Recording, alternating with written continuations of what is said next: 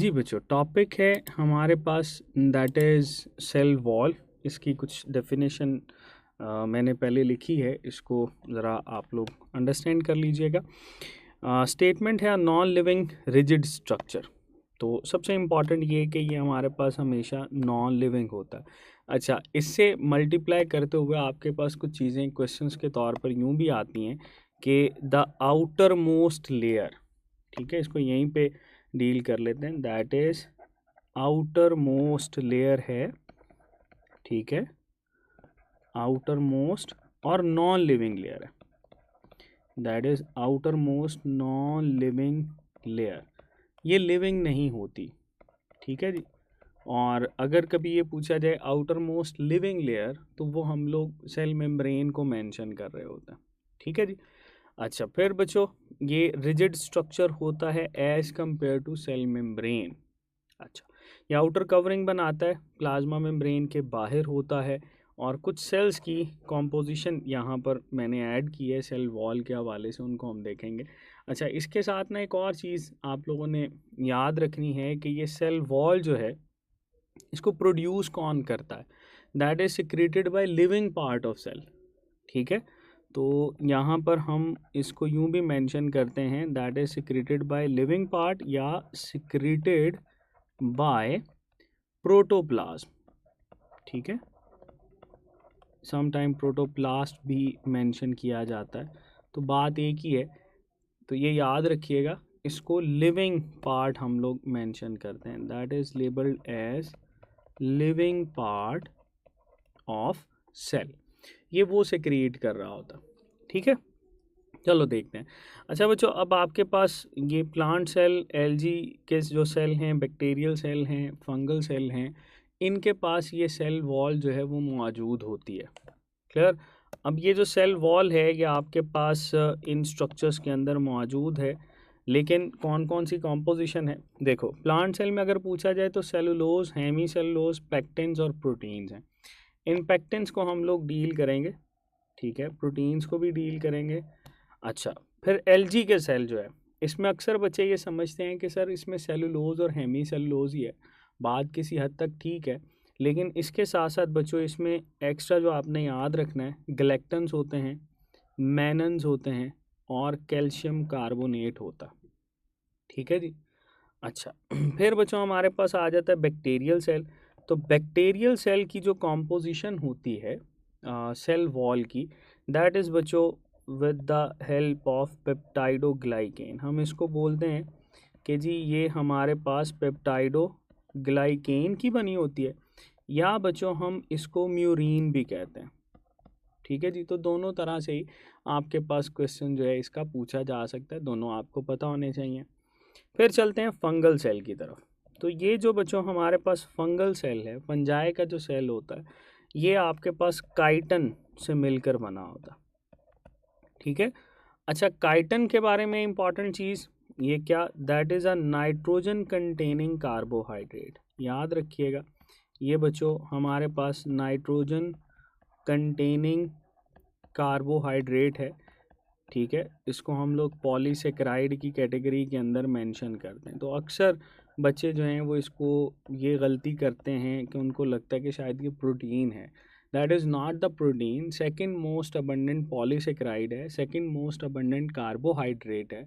तो लिहाजा काइटन जो है ये फंगल की सेल वॉल में मौजूद होता है, ठीक है जी। चलो फिर बच्चों एक हमारे पास क्वेश्चन बनता है, that is cell wall is absent in, किस किस के अंदर सेल वॉल जो है वो एब्सेंट होती है।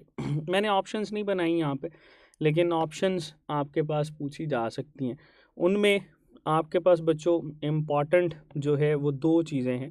पहला, आपसे ये पूछा जा सकता है कि सेल वॉल जो है वो एब्सेंट होती है और ऑप्शन में लिखा हो एनिमल सेल, तो बिल्कुल ठीक है, एनिमल सेल के पास सेल वॉल नहीं होती, ठीक है, याद रखिएगा।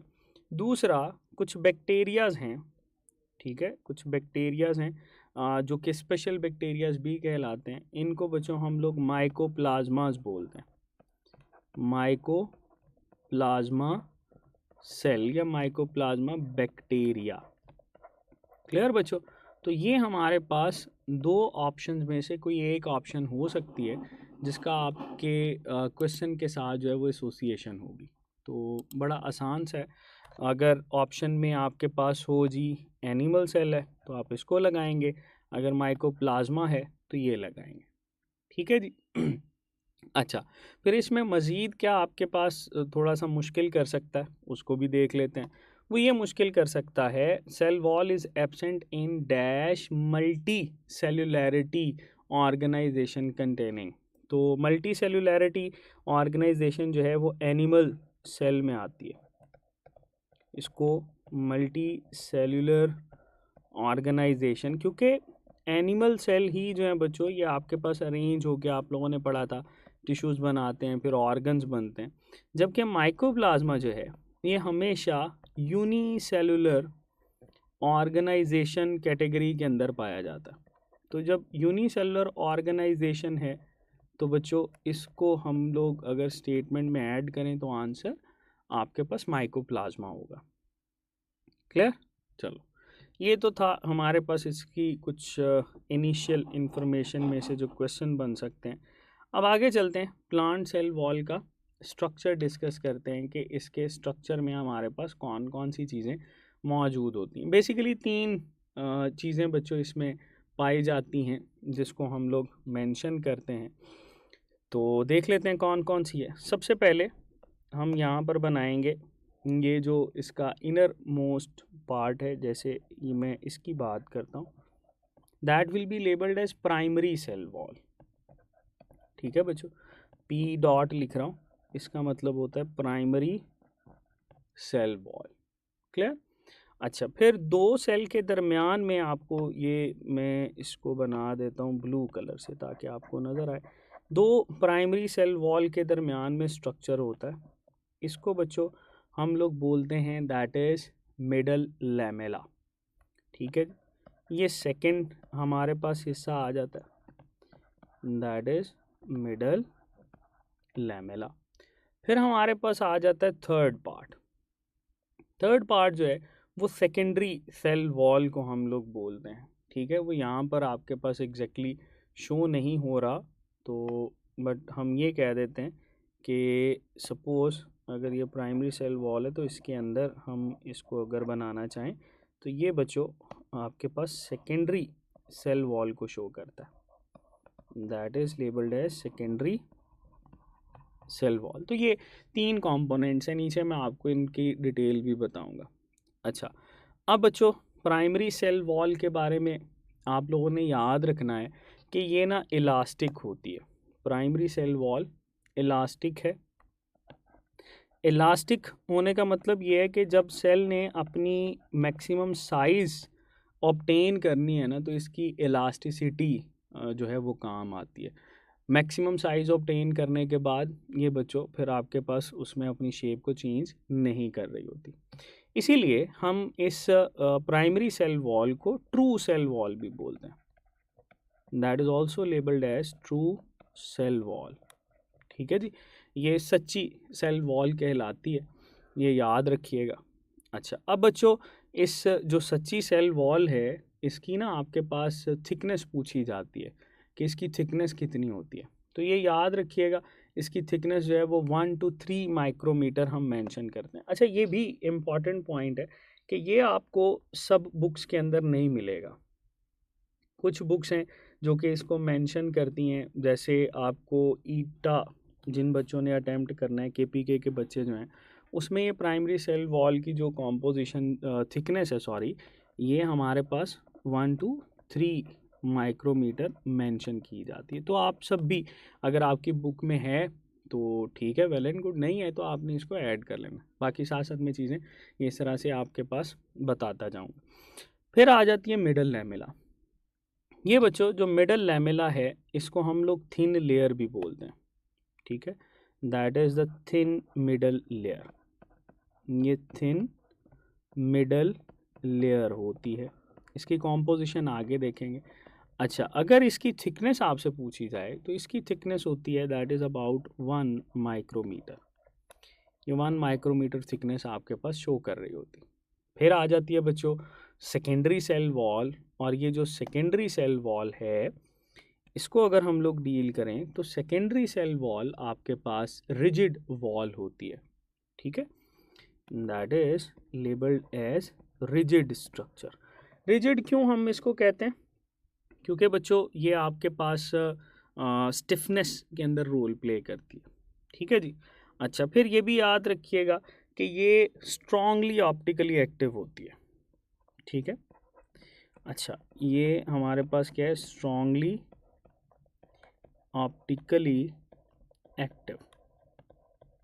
इसके साथ मैंने टर्म यूज़ किया स्ट्रांगली, लेकिन प्राइमरी सेल वॉल को हम लोग सिंपल ये कहते हैं कि ये आपके पास ऑप्टिकली एक्टिव है लेकिन स्ट्रांगली नहीं है, that is optically active but that is not a strongly optically active. Clear? फिर बच्चों इसमें आप लोगों ने याद रखना है कि ये दोनों क्रिस्टलाइन होती हैं, ठीक है। प्राइमरी सेल वॉल जो है ये भी हमारे पास क्रिस्टलाइन है और सेकेंडरी सेल वॉल जो है ये भी क्रिस्टलाइन होती है। क्लियर? ये कुछ कॉमन चीज़ें, कुछ डिफरेंट चीज़ें इनकी प्राइमरी और सेकेंडरी सेल वॉल के साथ मैंने आपको बताई। अब आते हैं कि सेकेंडरी सेल वॉल की थिकनेस कितनी होती है। याद रखिएगा थिकनेस के सीक्वेंस के अंदर सेकेंडरी सेल वॉल सबसे ऊपर है, सबसे ज़्यादा थिकनेस ये रखता है, और ये बच्चों आपके पास 5 to 10 माइक्रोमीटर जो है वो हम इसकी थिकनेस मेंशन करते हैं, ठीक है। दोबारा से सुनिएगा, जो प्राइमरी सेल वॉल है 1 to 3 माइक्रोमीटर इसकी थिकनेस होती है। जो मिडल लेमेला है उसकी बच्चों हमारे पास 1 माइक्रोमीटर होती है, और जो सेकेंडरी सेल वॉल होती है उसकी बच्चों 5 to 10 होती है, ठीक है। ओके, चलो आगे चलते हैं।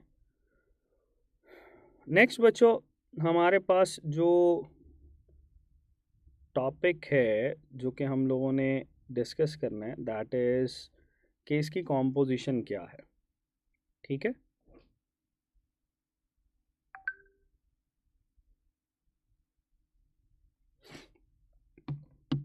चलें, ये हमारे पास इसकी थिकनेस आ गई, ठीक हो गया। अब इसकी कॉम्पोजिशन को देखेंगे, लेकिन कॉम्पोजिशन को हम देखेंगे ये लोअर पार्ट के अंदर। चलो, ये हमने 2 सेल बनाए हुए हैं, ठीक है जी, जिसमें मैंने आपको शो किया है कि एक हमारे पास प्राइमरी सेल वॉल कंटेनिंग है और एक सेकेंडरी सेल वॉल कंटेनिंग है। चलो मैं इसको मेंशन कर देता हूँ। ये जो येलो कलर का स्ट्रक्चर नज़र आ रहा है ना आपको, दैट इज़ दिस वन, इसको हम लोग बोलते हैं बच्चों सेल मेम्ब्रेन, ठीक है। दोनों में ये हमारे पास क्या है, इसको सेल मेम्ब्रेन हम लोग मेंशन करेंगे, प्लाज्मा मेम्ब्रेन बोलते हैं, ठीक है।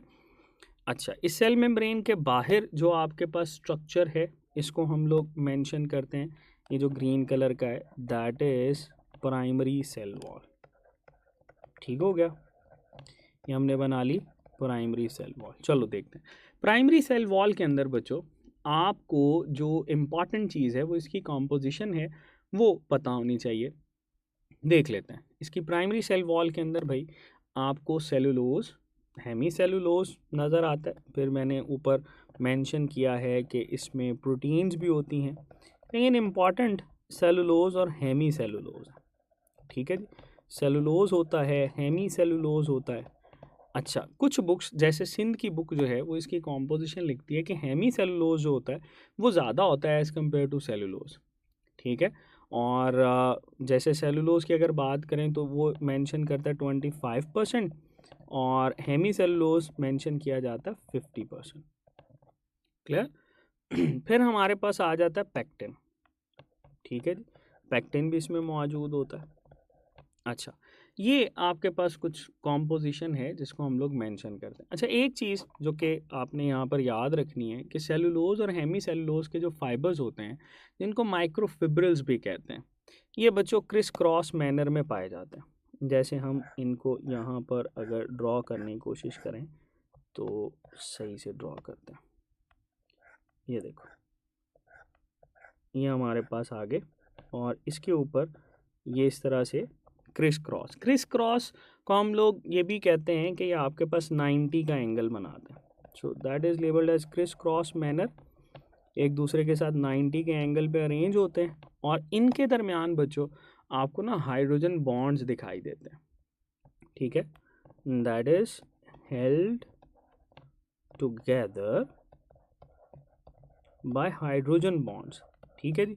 ये हाइड्रोजन बॉन्ड्स के थ्रू एक दूसरे के साथ अटैच होते हैं। इन्हीं हाइड्रोजन बॉन्ड्स की वजह से बच्चों इनके अंदर ना टेंसाइल स्ट्रेंथ जो है वो ज़्यादा होती है, ठीक है, टेंसाइल स्ट्रेंथ जो है वो इसमें ज़्यादा होती है, ये याद रखिएगा आप लोग, ठीक है जी। चलो, ये था हमारे पास प्राइमरी सेल वॉल। अच्छा, फिर इसके दरमियान में आपको ये स्ट्रक्चर दिखाई देता है जिसको हम लोग बच्चों ये ऑरेंज कलर से दरमियान में मैं ये लाइंस लगा रहा हूँ, ये आपके पास मेंशन किया जाता है एज मिडल लैमेला, ठीक है जी। इसको हम लोग क्या कहेंगे, दैट इज मिडल लैमेला। ये मिडल लैमेला बच्चों आपके पास बहुत थिन लेयर होती है, ऊपर मैं बता चुका हूँ इसका जो थिकनेस होती है वो 1 माइक्रोमीटर के करीब है। लेकिन ये काम क्या करती है, मिडल लैमेला जो होती है बच्चों, इसमें पहला जो कि इम्पॉर्टेंट एमसीक्यूज के तौर पर पूछा जाता है वो आपने ये याद रखना है, that is first to be formed in dividing cells, ठीक है, that is first to be formed in dividing cells. अच्छा, इसको हम लोग यूं भी कह सकते हैं कि जब प्लांट के अंदर माइटोसिस हो रही है या सेल डिवीजन हो रही है तो उसमें दो सेल्स के दरमियान पहले क्या बनेगा, मिडल लैमेला बनेगी। फिर हम लोग ये भी कहते हैं कि मिडल लैमेला जो है बच्चों ये हमारे पास सीमेंटिंग मटेरियल प्रोवाइड करता है, दैट प्रोवाइड सीमेंटिंग मटेरियल।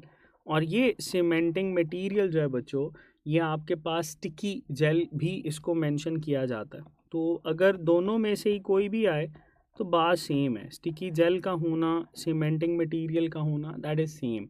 लेकिन इम्पॉर्टेंट चीज़ ये है कि ये किससे मिलकर बना होता है, तो बच्चों आपने याद रखना है कि ये आपके पास कैल्शियम मैग्नीशियम सॉल्ट्स होते हैं इसमें, या कैल्शियम के सॉल्ट्स या मैग्नीशियम के सॉल्ट्स, ठीक है, इनको हम लोग पैक्टेट्स भी मेंशन करते हैं। और इसी के साथ आपको पैक्टिन और पैक्टिक एसिड के अंदर भी फ़र्क पता होना चाहिए।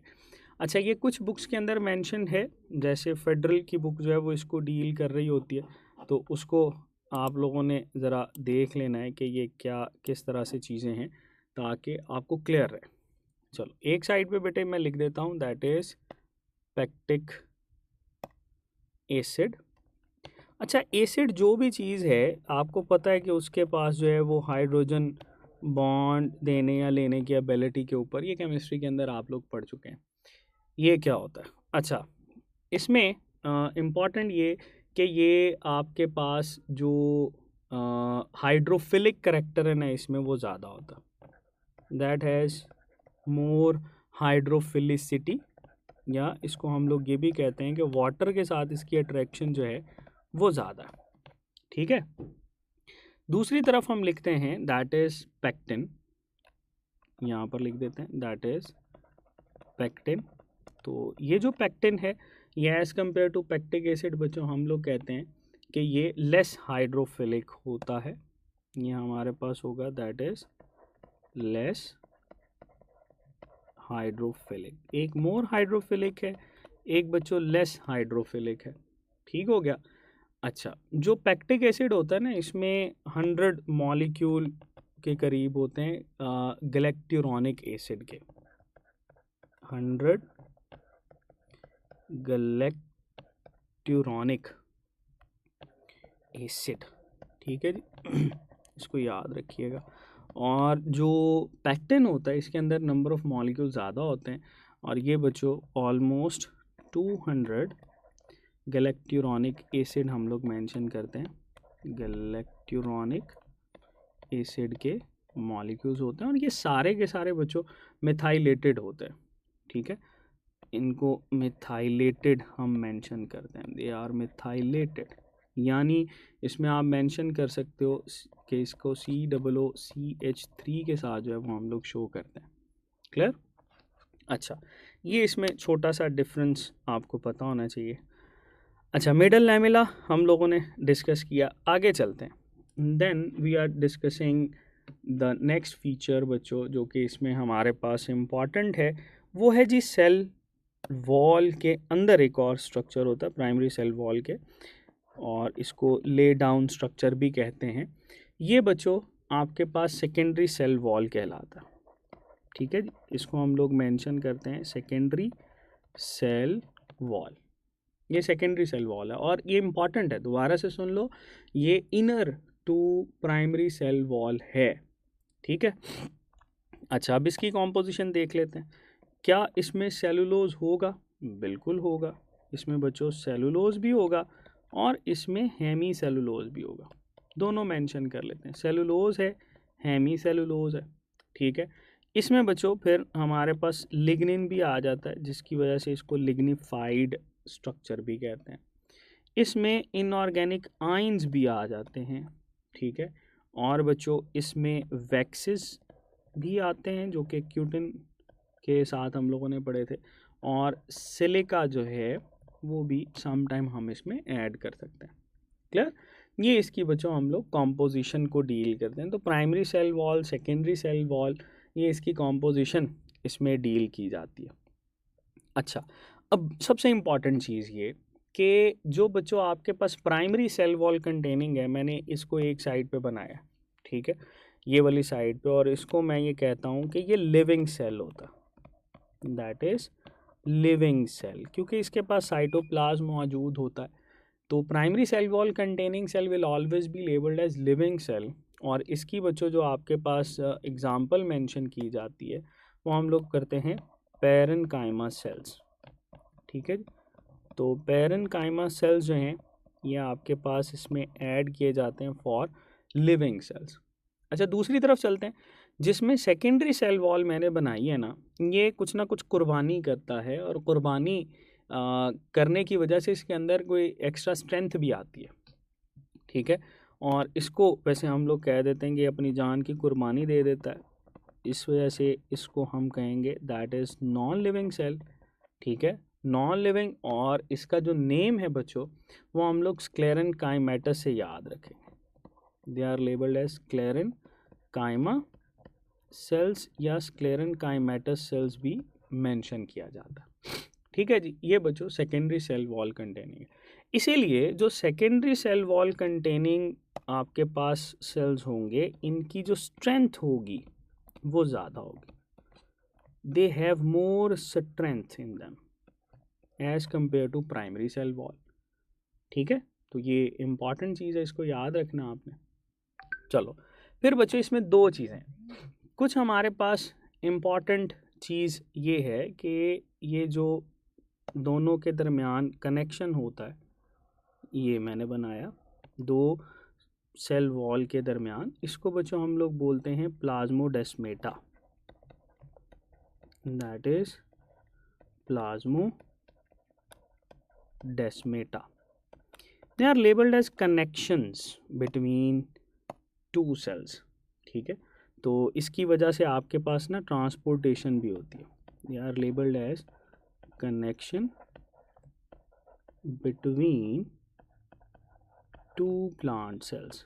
तो दो प्लांट सेल्स के दरमियान बच्चों ये हमारे पास कनेक्शन होता है। फिर इसके अलावा कुछ के पास पिट्स भी मौजूद होते हैं। पिट्स क्या होते हैं? छोटे छोटे पोर्स होते हैं। तो इसको अगर हम यहाँ पर बनाना चाहें तो ये बच्चों यहाँ पर हम शो कर सकते हैं, इसकी सेल के पास पिट्स मौजूद होते हैं, ठीक है। पिट्स स्मॉलर पोर्स को कहा जाता है, they are labelled as smaller pores over their surface, ठीक है जी। तो प्लाज्मोडेस्मेटा और पिट्स जो हैं ये आपको क्लियर होने चाहिए कि ये हमारे पास किस किस चीज़ के लिए ज़रूरी हैं। क्लियर हो गया? अच्छा, अब इसमें थोड़ी सी इन्फॉर्मेशन जो कि एक्स्ट्रा इन्फॉर्मेशन की कैटेगरी के अंदर आएगी, वो आपके साथ मैं शेयर करूँगा। ये स्पेसिफ़िकली आपको सिर्फ़ और सिर्फ दो बोर्ड्स के अंदर, BTBB यानी बलूचिस्तान की बुक जो है वो थोड़ा सा इसको डील करती है, और जो KPK यानी ईटा जिन बच्चों ने देना है उनके अंदर ये मेंशन की जाती है। उसमें क्या है जी, याद रखिएगा, सेलुलोज का ना इंडस्ट्रियल यूज़ मेंशन किया जाता है। ये जो सेल्यूलोज है इसका इंडस्ट्रियल यूज़ हम यहाँ पर मेंशन करेंगे, और ये जो इंडस्ट्रियल यूज़ है ये कहाँ कहाँ इस्तेमाल कर सकते हैं, तो इसको सुन लें ज़रा। पहला आप लोगों ने याद रखना है, इसको नाइट्रोसेलुलोज जो कि एक्सप्लोजिव के तौर पर यूज़ होती है। नाइट्रोसेलुलोज धमाका खेज जो मटेरियल है उसके अंदर यूज़ किया जाता है। ठीक है जी, चलो दूसरा बच्चों इसमें याद रखिएगा कि ये टेक्सटाइल फाइबर बनाने के लिए, यानी इसको जो रायान हम कहते हैं उसके लिए इस्तेमाल करते हैं, दैट इज़ टेक्सटाइल फाइबर। ठीक है, इसमें यूज़ किया जाता है। फिर हमारे पास इसको सेलोफेन, ठीक है, जो कि मेम्ब्रेन होती है पार्शली परमिएबल, उसमें यूज़ किया जाता है, इसको सेलोफेन बोलते हैं। क्लियर। फिर बच्चों हमारे पास इसमें जो सिनेमेटोग्राफी के अंदर जो प्लास्टिक्स यूज़ होते हैं ना, जिनको सेलुलॉइड्स भी कहते हैं, दे आर लेबल्ड एज सेल्यूलॉइड्स, उसमें यूज़ किया जाता है। और फिर बच्चों इसको पेपर मेकिंग के अंदर भी बनाया इस्तेमाल किया जाता है। ये आपने स्पेसिफिकली याद रखने हैं सेलुलोज के हवाले से। ठीक है, ये तमाम बुक्स के अंदर नहीं है, दोबारा से मैं मेंशन कर दूं। चलो ये बच्चों हम लोगों ने सेल वॉल को कुछ डिस्कस किया, जिसमें उसकी प्रेजेंस से लेकर उसके स्ट्रक्चर को हम लोगों ने डील किया। अब आते हैं कि सेलुलोज है वो फंक्शन क्या परफॉर्म करता है, और इसके फंक्शन को हम लोगों ने ज़रा डिस्कस करना है।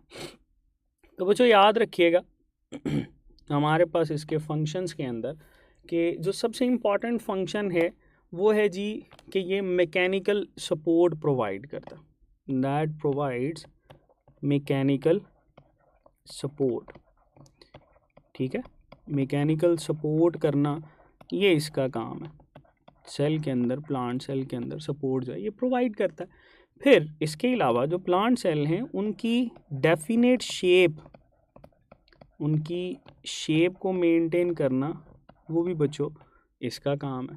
फिर ये हमारे पास प्रिवेंशन करवाता है, ठीक है, from osmotic lysis, that prevent from osmotic lysis. याद रखिएगा ये ऑस्मोटिक लाइसिस। ऑस्मोटिक लाइसिस क्या होता है कि वाटर या सॉल्यूट के इम्बैलेंस की वजह से सेल बर्स्ट होना शुरू हो जाता है, तो उसको ऑस्मोटिक लाइसिस कहते हैं, that prevent from osmotic lysis. अच्छा, फिर बच्चों हम इसके साथ मेंशन करते हैं कि ये एपोप्लास्टिक पाथवे भी शो करता, एपोप्लास्टिक पाथवे, जिसमें cell wall to cell wall जो है बच्चों आपके पास वाटर की ट्रांसपोर्टेशन होती है। ठीक है, इसी से ही मिलता जुलता एक और पॉइंट हम डिस्कस करते हैं कि ये एम्बिबिशन भी करवाता है। ये सीड्स के अंदर पढ़ेंगे, जिसमें सीड का साइज जो है वो अप टू 200 से 250 टाइम्स जो है वो बढ़ जाता है। ठीक है, फिर बच्चों इसमें हम लोग डिस्कस करते हैं कि सेल वॉल जो है ये बैरियर तो है, ठीक है, तो लेकिन हम इसको उस तरह से सेल मेम्ब्रेन के तौर पे बैरियर नहीं लेते, तो हम मोस्टली यही मेंशन करते हैं कि सेल वॉल इज़ परमिएबल। ठीक है, इसके अंदर छोटे छोटे पोर्स होते हैं, इस वजह से ये परमिएबल है, तो नॉट एग्जैक्टली बैरियर हम इसको नहीं कहेंगे, नॉट एग्जैक्टली अ बैरियर, ये एक बैरियर नहीं है। ठीक है, जितना जो साइजेबल अमाउंट है उसको फ़िल्टर करने के लिए, उसको रोकने के लिए तो ये इम्पॉर्टेंट है। ठीक है, अदरवाइज़ ये आपके पास इस तरह से हम इसको बैरियर नहीं कहेंगे, परमिएबल है, कुछ चीज़ों को अलाउ करती है। लास्ट पे जो चीज़ शुरू में हमने डिस्कस करनी थी वो लास्ट पे मैं आपको बता रहा हूँ, और वो क्या है जी कि सेल वॉल की डिस्कवरी किसके साथ है, तो Robert Hooke was the scientist, Robert Hooke भाई थे, ठीक है, जिन्होंने डील किया था 1665 के अंदर, बताया था कि हमारे पास ये जो सेल होता है ये हनी कॉम्ब लाइक स्ट्रक्चर, छोटे छोटे आपके पास कंपार्टमेंट्स हैं, और रॉबर्ट हुक को जो है वो हम कहते हैं कि जिसने सबसे पहले सेल वॉल या नॉन लिविंग सेल को डिस्कवर किया था। ठीक है बच्चों, ये था हमारे पास सेल वॉल।